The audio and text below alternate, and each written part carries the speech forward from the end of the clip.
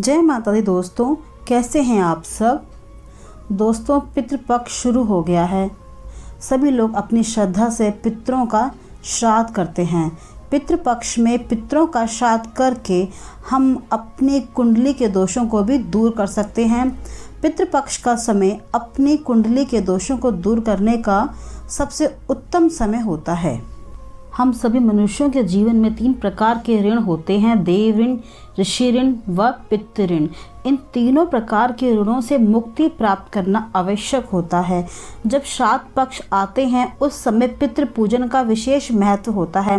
पितृ वे होते हैं जो हमारे जीवन में रक्त संबंधी रिश्तेदार होते हैं और मृत्यु के पश्चात हमारे पितृ बन जाते हैं, जैसे हमारे माता पिता, भाई बहन, दादा दादी आदि। परंतु लड़कियों की जब शादी हो जाती है और वे दूसरे के घर चली जाती हैं, उनके लिए पितृक्रम ससुराल पक्ष के लोग करते हैं। यदि आपके घर में कोई अविवाहित बच्ची जीवित इस दुनिया में नहीं रहती है तो उसका पितृक्रम आपको ही करना पड़ता है।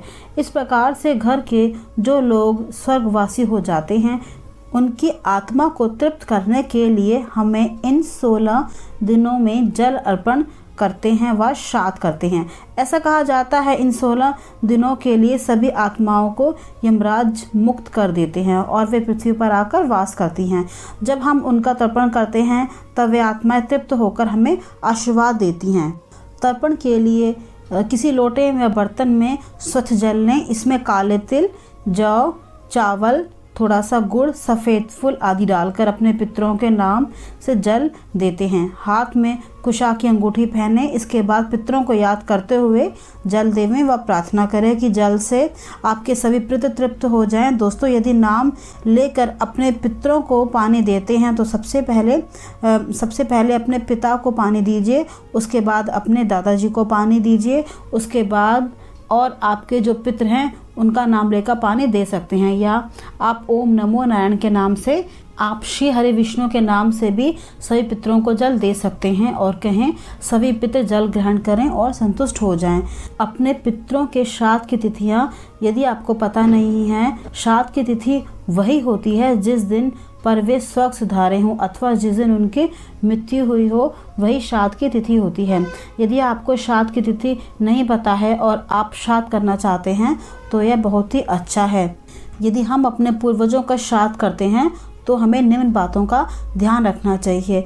यदि कोई आपके ननिहाल में है और आप उसका श्राद्ध करना चाहते हैं, जैसे नाना नानी का श्राद्ध, तो यह आपको प्रतिपदा तिथि को करना चाहिए। ऐसे लोग जिन्होंने कभी जीवन में विवाह नहीं किया और जीवन भर अविवाहित रहे, उनका स्वर्गवास हो चुका है, उनका श्राद्ध चतुर्थ तिथि को दिन होता है। चतुर्थ तिथि पर उन लोगों का श्राद्ध किया जा सकता है। अपने पिता का श्राद्ध आप अष्टमी तिथि को कर सकते हैं। यदि आपकी माताजी सौभाग्यशाली रूप में स्वर्गवासी हुई थी तो आप उनका श्राद्ध 9वीं को कर सकते हैं। केवल उन्हीं स्त्रियों का जिनके पति के रहते स्वर्गवास हो जाता है, उन्हीं स्त्रियों का 9वीं के दिन श्राद्ध अति शुभ फल देता है। जो लोग पूरे जीवन सन्यासी रहते हैं अथवा जिन्होंने पूरे जीवन सन्यास का पालन किया है, उनका श्राद्ध द्वादशी तिथि पर किया जाता है। ऐसे रिश्तेदार जिनकी आकस्मिक मृत्यु हो गई हो या जिन्होंने किसी कारण अपनी जान दे दी हो, उनका श्राद्ध चतुर्दशी की तिथि को किया जाता है। यदि आपको किसी की भी तिथि याद नहीं है या आपके घर में कई सारे पितृ हैं, आप सबका श्राद्ध करना चाहते हैं, तो आप महालय तिथि में या सर्वपितृ अमावस्या की तिथि में श्राद्ध कर सकते हैं। श्राद्ध में चांदी के बर्तनों का दान शुभ माना जाता है। पितरों को अर्घ चांदी के बर्तनों में दिया जाए तो यह अक्षय तृप्ति कारक माना जाता है। यदि पितरों उनके अर्घ, भोजन, पिंडदान के बर्तन भी चांदी के हों तो वे भी बहुत श्रेष्ठ होता है। वह चांदी के बर्तनों में श्राद्ध करने से राक्षसों का नाश होता है। जब भी पितरों के निमित्त ब्राह्मणों को भोजन कराएं तो परोसने वाले बर्तन को दोनों हाथ से पकड़ कर लाएं। यदि आप ऐसे नहीं करते हैं तो कहते हैं राक्षस उस भोजन को छीन लेते हैं और वह उस भोजन को पितृ ग्रहण नहीं करते। आप दोनों हाथों से बर्तनों को पकड़ें और फिर कोई दूसरा उसमें से खाना ब्राह्मण को परोसे। ब्राह्मण को मौन रहकर ही भोजन ग्रहण करना चाहिए।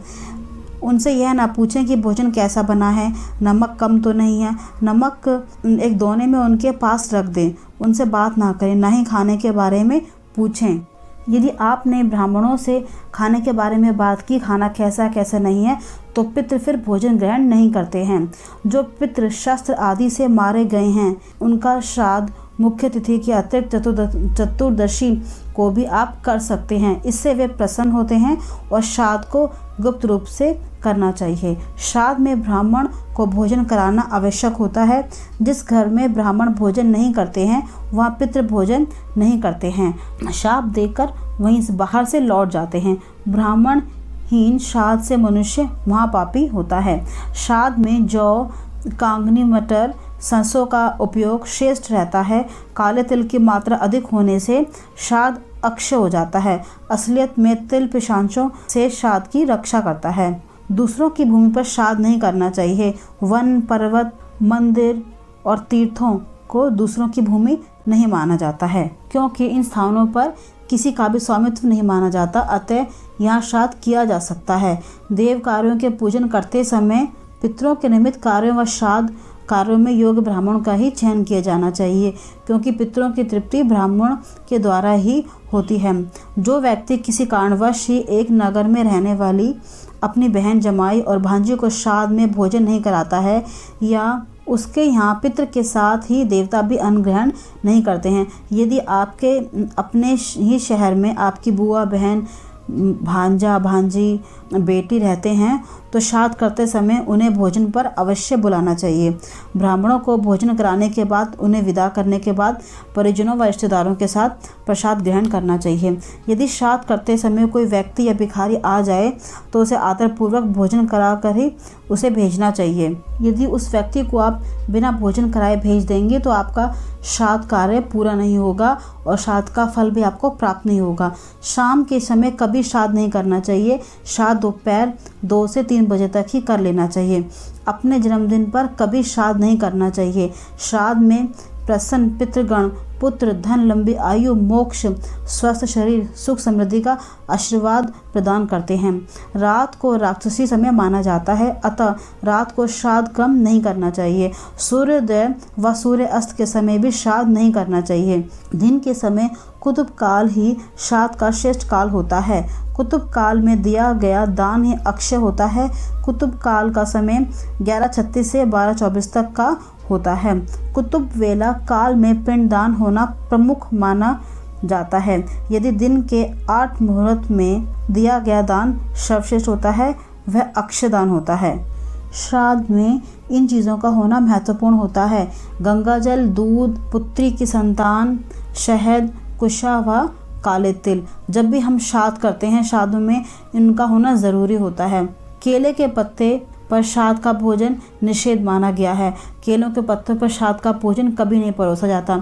सोना, चांदी, कांसे, तांबे के पात्र उत्तम होते हैं, इनमें श्राद्ध का भोजन परोसा जाना चाहिए।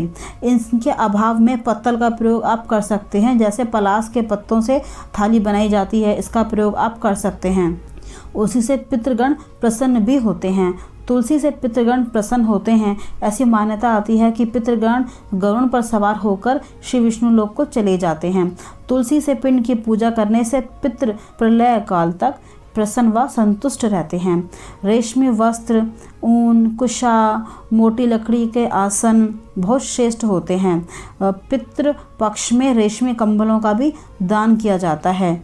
आसन में लोहे का किसी भी रूप में प्रयोग नहीं किया जाना चाहिए।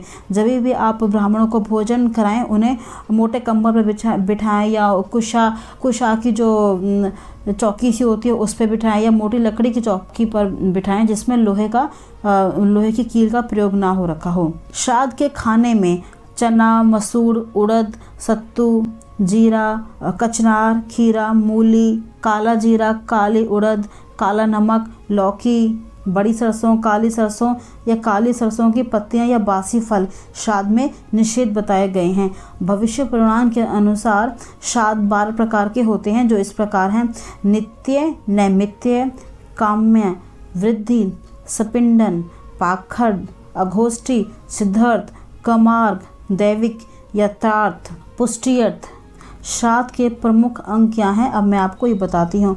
तर्पण, श्राद्ध का प्रमुख अंग तर्पण है। इसमें दूध, कुशा, काले तिल, पुष्प, गंध, गुड़, मिश्रित जल पितरों को तृप्ति करने के लिए दिया जाता है। श्राद्ध पक्ष में इस कार्य को रोज करने का विधान हमारे शास्त्रों में बताया गया है। जब भी हम श्राद्ध करते हैं, श्राद्ध में जो हम फूल पितरों को अर्पण करते हैं वो सफ़ेद रंग के होने चाहिए। लाल, गुलाबी, किसी और रंग के ना हो, सिर्फ सफ़ेद रंग के ही फूलों से तर्पण किया जाता है।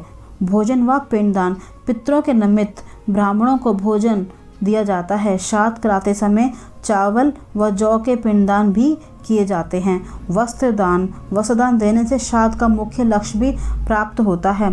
दक्षिणादान, दक्षिणा यज्ञ की पत्नी है।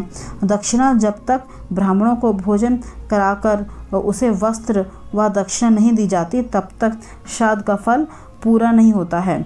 मतलब कि श्राद्ध का पूरा फल आपको प्राप्त नहीं होगा जब तक कि आप ब्राह्मणों को वस्त्र व दक्षिणा नहीं देंगे। श्राद्ध की तिथि से एक दिन पहले ही ब्राह्मणों को घर बुलाने का न्योता देना चाहिए। श्राद्ध के लिए आए ब्राह्मणों को दक्षिण दिशा में बैठाकर भोजन कराना चाहिए। तैयार भोजन में से देवताओं का, गाय का, कुत्ते, पक्षियों, चींटियों के लिए थोड़ा सा भोजन निकाल देना चाहिए। इसके बाद हाथ में जल लेकर उसमें चावल, चंदन, सफ़ेद फूल, काले तिल लेकर ब्राह्मणों के सामने संकल्प करें। कुत्ते व कौवे के लिए निकाला भोजन कुत्ते व कौवे को दे देना चाहिए। देवता व चींटियों के लिए निकाला गया भोजन गाय को खिला देना चाहिए। इसके बाद ही आपको ब्राह्मण को भोजन कराना चाहिए।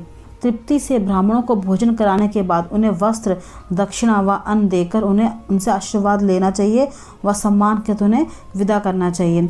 ब्राह्मणों को आदर के साथ बाहर तक छोड़कर आना चाहिए, क्योंकि ऐसा माना जाता है कि ब्राह्मणों के साथ पितृगण भी अपने लोक को चले जाते हैं। ब्राह्मणों के जाने के बाद सभी परिवार जन को प्रसाद ग्रहण करें। पिता का श्राद्ध पुत्र को ही करना चाहिए। पुत्र के ना होने पर पत्नी श्राद्ध कर सकती है। पत्नी के ना होने पर सगा भाई श्राद्ध कर सकता है। अगर उसके भी ना होने पर परिवार के लोग, जो उनके गोत्र के लोग हैं, वो उनका श्राद्ध कर सकते हैं। एक से अधिक पुत्र होने पर सबसे बड़ा पुत्र श्राद्ध संपन्न करता है। यदि आपको मेरे द्वारा दी गई जानकारी पसंद आती है तो प्लीज़ इसे लाइक करें, वीडियो को फैमिली और फ्रेंड्स के साथ शेयर करें। आपको डिवाइन इंडिया चैनल से जुड़े रहना है। जय माता दी, जय भोलेनाथ।